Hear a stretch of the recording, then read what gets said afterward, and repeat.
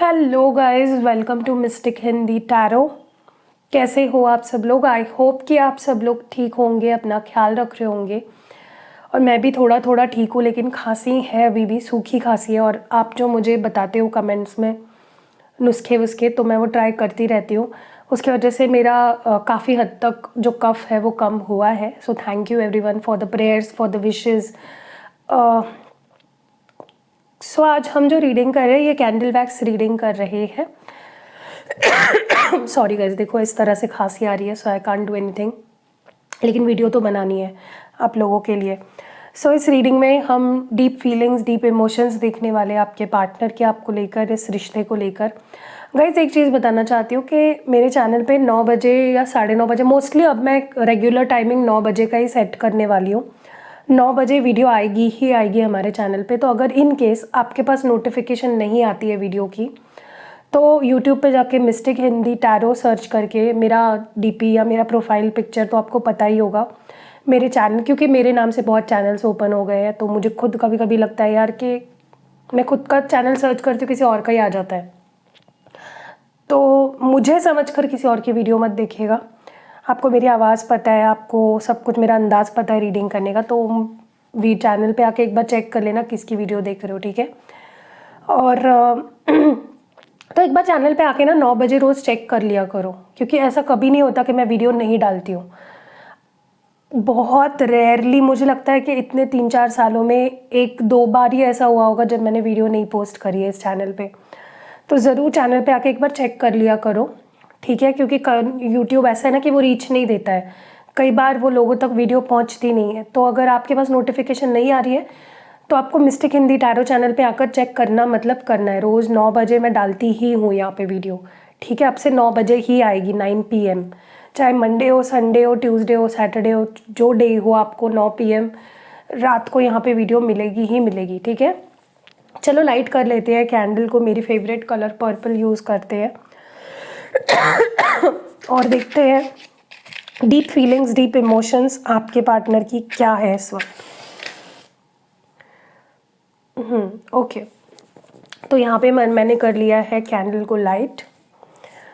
Let's see आपके person के deep feelings, deep emotions आपको लेकर क्या है।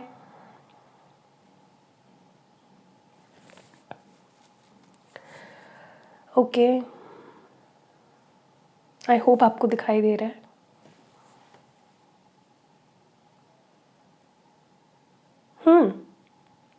आपको एक चीज़ बता दूँ, ये पर्सन आपके बारे में बहुत सोचते हैं और बहुत ज़्यादा सोचते हैं। और मैनी अ टाइम्स ऐसा होता है कि कुछ अच्छा सोच रहे हैं, फिर कुछ गलत थॉट आ रहा है, फिर कुछ अच्छा सोच रहे हैं अपने आप को समझाकर, फिर गलत थॉट आ रहा है।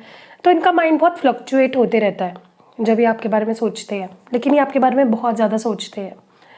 पहली चीज़ तो मैं आपको बता दूँ कि ये पर्सन आपको अपनी लाइफ में बहुत इम्पॉर्टेंट, बहुत स्पेशल मानते हैं। इनके लाइफ में ये मानते हैं कि आपकी जगह कोई नहीं ले सकता। You are someone very special. आप बहुत स्पेशल प्लेस रखते हो इस पर्सन की लाइफ में। तो ये चीज़ सबसे पहली है। मुझे ऐसा लगता है कि आप जो ये व्यूअर है ना मेरे, उनको ना वो बहुत होपलेस हो गए हैं इस कनेक्शन को लेकर। आपको ऐसा लगने लगा है कि ये रिश्ता आगे जा ही नहीं सकता, या ये रिश्ता पहले जैसा हो ही नहीं सकता, ये पर्सन मेरे पास वापस आ ही नहीं सकता। क्योंकि रियलिटी रिश्ते की ऐसी बन गई है जहाँ पे आपको आंखों से दिख रहा है उस पर्सन का बिहेवियर या फिर जो भी है।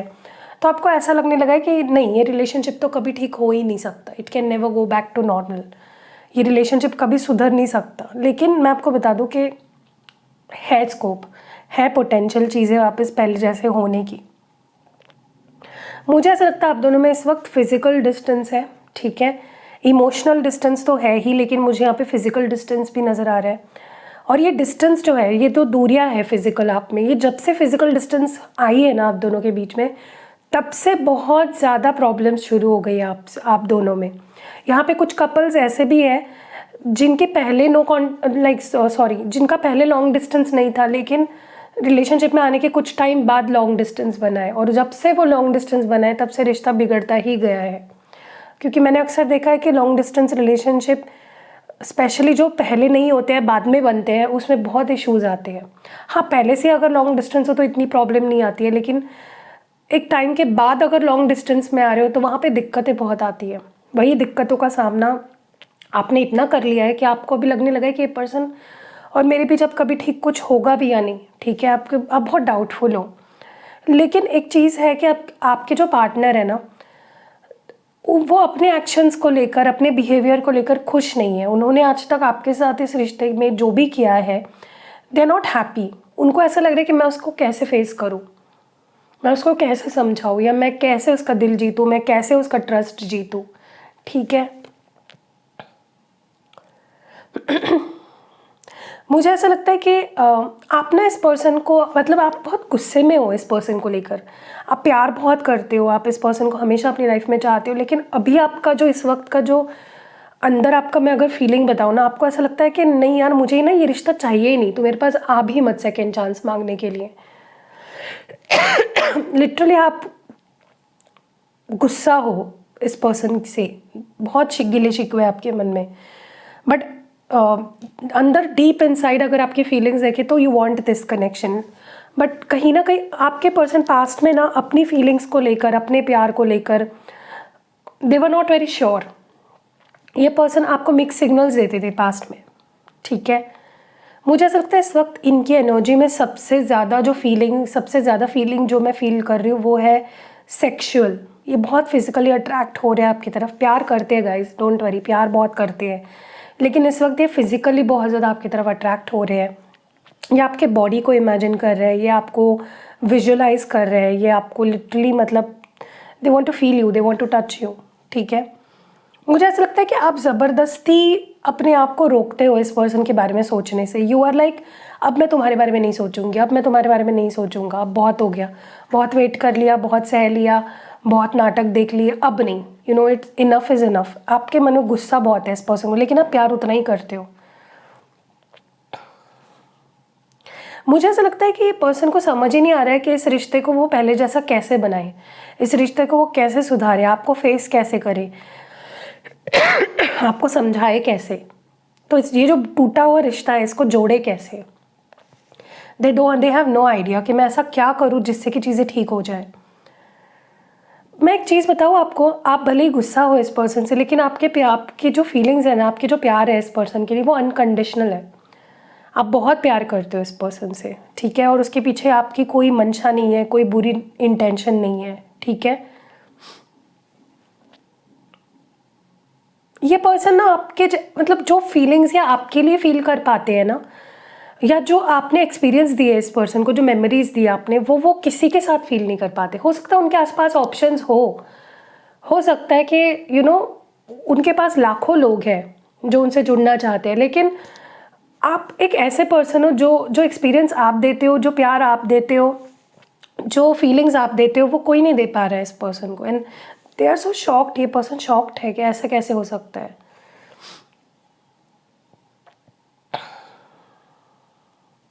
क्योंकि आपका जो प्यार है ना, वो बहुत ही वार्म है। मतलब जैसे माँ का अपने बच्चे के लिए जो फीलिंग्स होती है, प्यार होता है ना, वैसे ही आप फील कराते हो इस पर्सन को। बहुत ही वार्म, बहुत ही अनकंडीशनल प्यार करते हो आप इस पर्सन से। यहाँ पे कुछ लोग, मुझे लगता है कि या तो आप किसी मैरिड पर्सन से डील कर रहे हो, या तो आप खुद मैरिड हो। तो यहाँ पे कुछ लोग हैं जो एक्स्ट्रा मैरिटल अफेयर में हैं, ठीक है।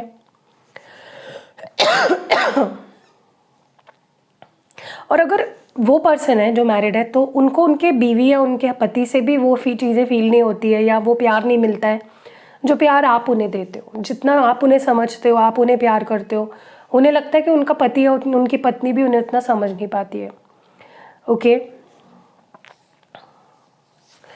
ये पर्सन इस वक्त totally like they are in love, like उनके दिल में, मन में बहुत प्यार है आपके लिए, ओके। बस वो दिखा नहीं रहे हैं या जता नहीं रहे हैं जैसे वो पहले करते थे। मुझे पता नहीं क्यों लगता है फॉर सम ऑफ यू इस पर्सन ने आपको ऐसा दिखाया कि हम सिर्फ दोस्त हैं, फ्रेंड जोन कर दिया आपको, या फिर आपको आपके साथ ऐसा बिहेव किया जैसे कि आप सिर्फ उनके दोस्त हो और कुछ नहीं है आप दोनों के बीच में, ठीक है। लेकिन रियलिटी ये है कि दोस्ती नहीं, दोस्ती से बढ़कर प्यार है आप दोनों के बीच में, रोमांस है। मुझे ऐसा लगता है ये पर्सन अगर अभी किसी के साथ बात भी करते हैं ना, सिर्फ दोस्ती के लिए भी अगर बात करते हैं, तो वो उन लोगों में आपको ढूंढ रहे हैं। देखिए आपकी कितनी स्ट्रॉन्ग छाप छोड़ा है अपने इस पर्सन पे कि वो दूसरों में भी आपको ही देख रहे हैं। ओके, मुझे नहीं लगता इस पर्सन की अभी कोई रॉन्ग इंटेंशन है आपको लेकर। जो भी इंटेंशन है वो बहुत सच्ची इंटेंशन है, बहुत प्योर है।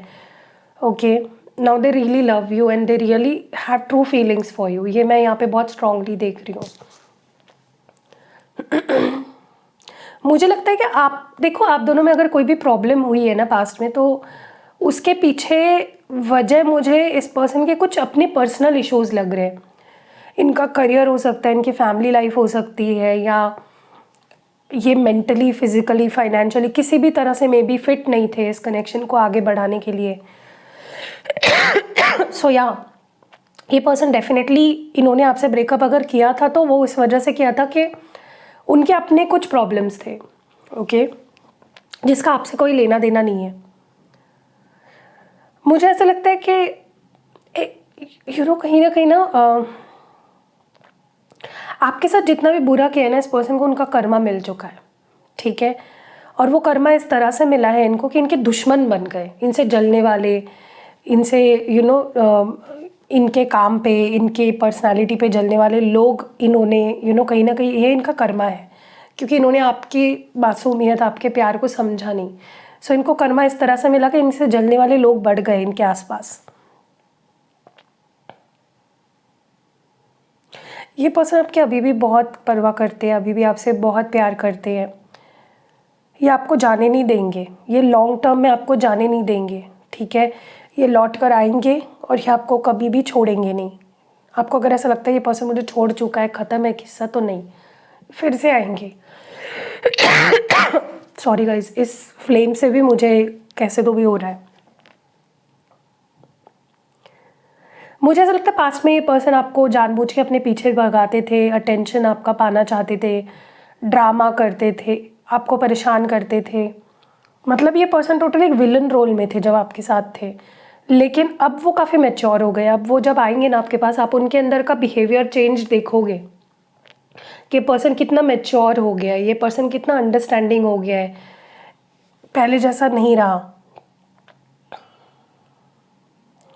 मुझे ऐसा लगता है कि इस पर्सन को ऐसा लग रहा है कि अगर आप अपने आप को कंट्रोल कर रहे हो, आप अगर इस पर्सन से इनसे भीख नहीं मांग रहे हो या चेज़ नहीं कर रहे हो, तो इनको ऐसा लग रहा है कि आपको कोई कंट्रोल, आपको कोई ना ब्रेन वॉश कर रहा है, या आपको कोई उनके खिलाफ भड़का रहा है। दैट इज़ वाई आप रह पा रहे हो उनके बिना, क्योंकि उनको ऐसा लगता है हमेशा से ही कि आप उनके बिना रह नहीं पाओगे।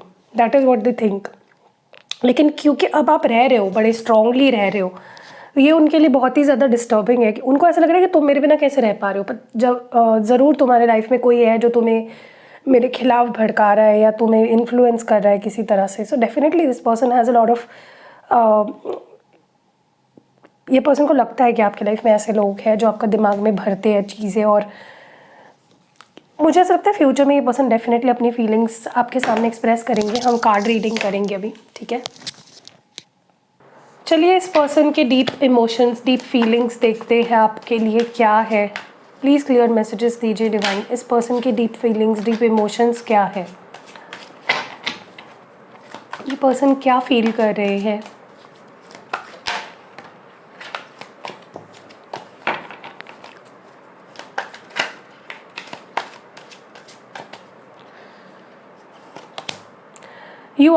You misunderstood me। मैं इन कार्ड्स को क्लैरिफाई करूँगी, तब भी मैं बताऊँगी कि क्या मैसेज है। I made you believe we are more than just friends।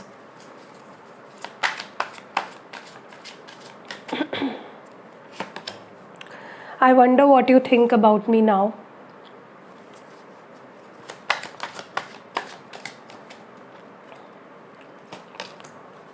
I still think about us being intimate।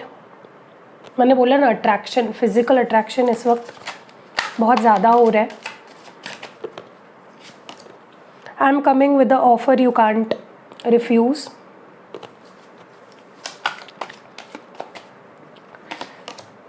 It took me long to realize your worth. तो ये हमारे इस डेक से मैंने कार्ड्स निकाले. दूसरे डेक से भी देखते हैं.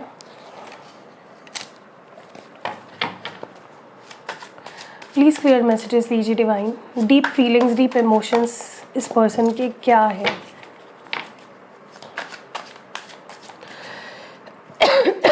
Okay, I made mistake when I chose someone else. I know you miss me. I love everything about you. What I am today is all because of you. And जो last card है वो है You don't realize when you hurt me. Okay. उप्स, ऐसे कैसे हो गया. चलो let's move forward और हम इन कार्ड्स को करते हैं क्लैरिफाई. ठीक है. सबसे पहले तो मैं आपको बता दूं कि इस पर्सन को ऐसा लग रहा है कि आप इनको समझ नहीं पाए या फिर आपने इनको गलत समझा. ठीक है. Why is this you misunderstood me card here. क्यों है यहाँ पे. यस, अबैंडन्ड सक्सेस और बॉटम ऑफ द डेक में ऑपरेशन है. देखिए इस पर्सन को इस वक्त एक चीज़ बहुत ज़्यादा खा रही है, बहुत ज़्यादा उनके दिमाग में ये चीज़ चल रही है, बहुत ज़्यादा उनको टेंशन दे रही है, स्ट्रेस दे रही है कि वो आप उनको समझ नहीं पाए या फिर आपने उनको किसी बात को लेकर गलत समझा और आपने उनसे दूरी बना ली. ठीक है.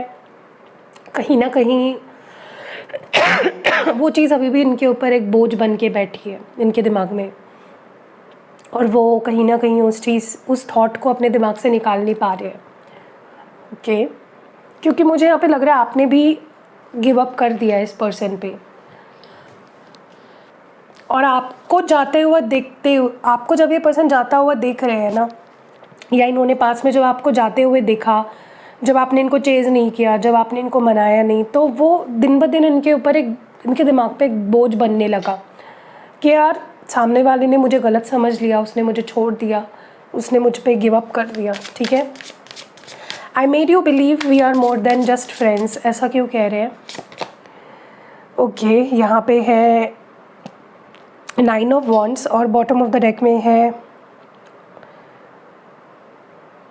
10 ऑफ स्वॉर्ड्स. गाइज ये नया डेक है ना, इसलिए थोड़ा सा मुझे देखना पड़ रहा है. ओके. देखिए मुझे ऐसा लगता है कि इस पर्सन ने ना हमेशा ही आपके साथ बहुत माइंड गेम खेले हैं. जब भी आप ज़्यादा प्यार करना इनके प्यार में ज़्यादा पड़ना शुरू कर दिया, आपने इनके लिए ज़्यादा फील करना शुरू कर दिया, इस पर्सन ने आपको मैनिपुलेट किया है. ठीक है. मतलब मैं एक चीज़ आपको बहुत क्लियरली बता दूं.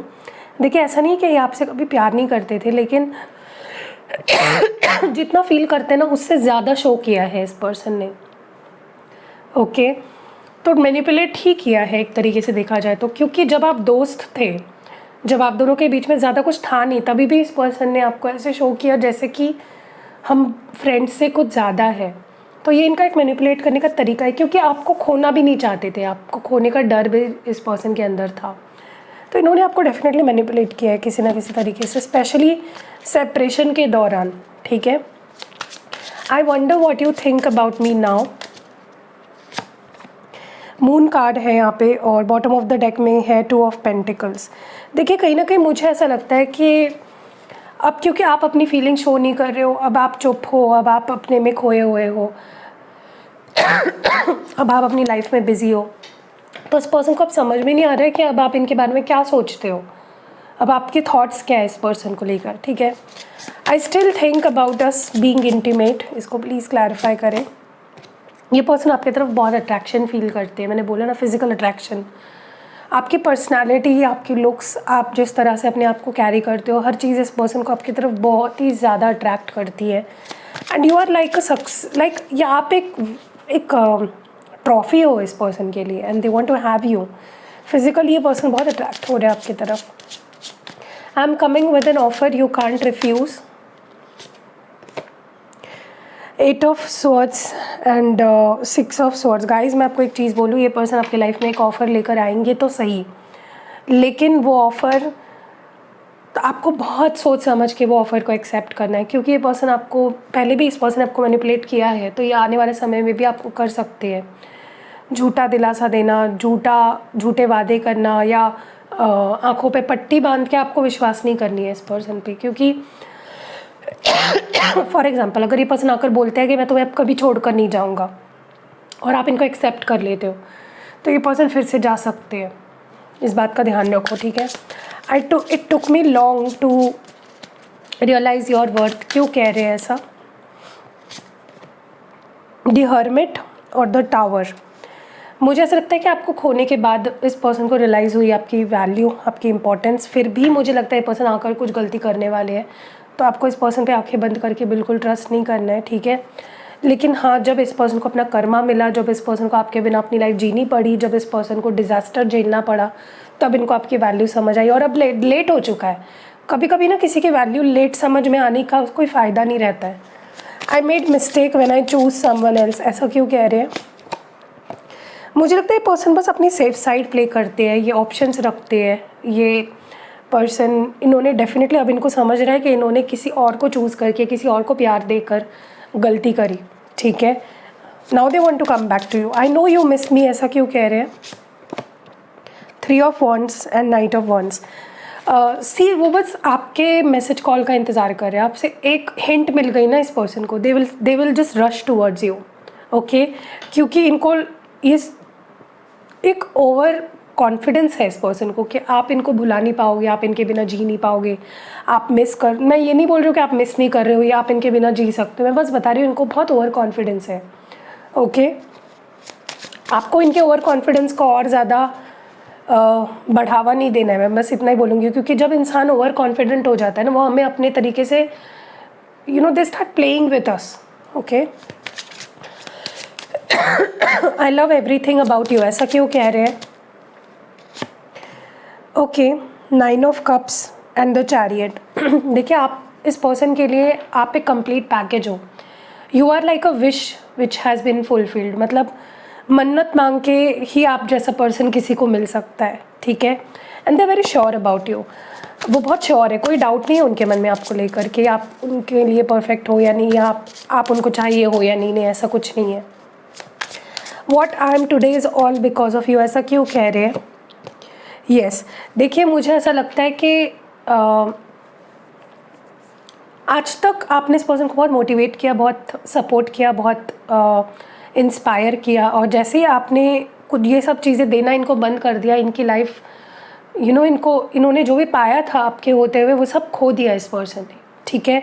बहुत लॉसेस झेलने पड़े हैं इस पर्सन को जब आपको अपने लाइफ से दूर कर दिया इस पर्सन ने, ठीक है। So yeah you don't realise when you hurt me. ऐसा क्यों कह रहे हैं? Okay, knight of pentacles and ace of swords.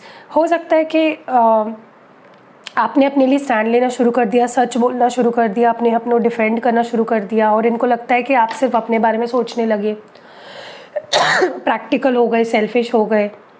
देखिए, जब सामने वाला गलती कर रहा है तो हम क्यों ना करें, अपने लिए स्टैंड क्यों ना लें, राइट। आपने जो किया वो सही किया, मुझे नहीं लगता आपने कुछ भी गलत किया यहाँ पे।